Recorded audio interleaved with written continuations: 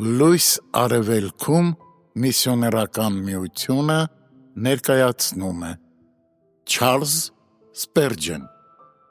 և իրիկվա դեմ աղավնին նրա մոտ եկավ Ծննդոց 8:11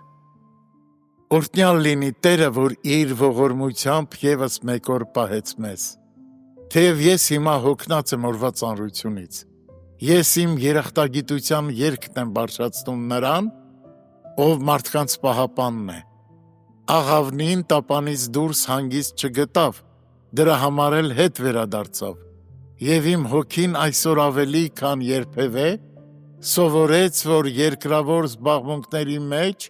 հնարավոր չէ բավարարվածություն գտնել։ Ինչ վերաբերում է իմ աշխատանքին, իմ ունեցվածքին, իմ ընտանիքին, իմ ձեռքբերումներին, սրանք բոլորն էլ ինքնին լավ են, բայց չեն կարող կատարել իմ անմահ բնության ցանկությունները։ Ով իմ անձը, վերադարձիր դեպի քո հանգիստը,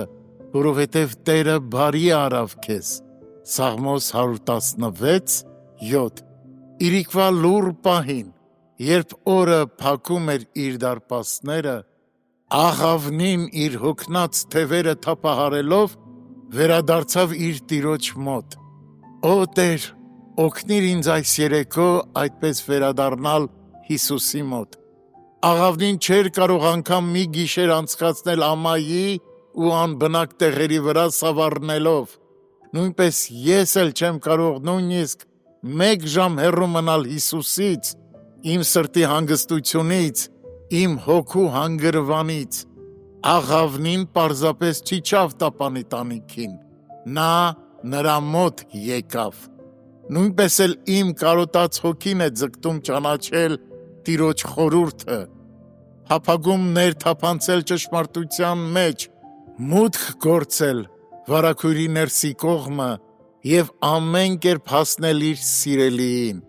Ես պետք է Հիսուսին գամ։ Առանց նրա հետ մտերմիկ ու ջերմ հաղորդակցության իմ խեղդվող հոգին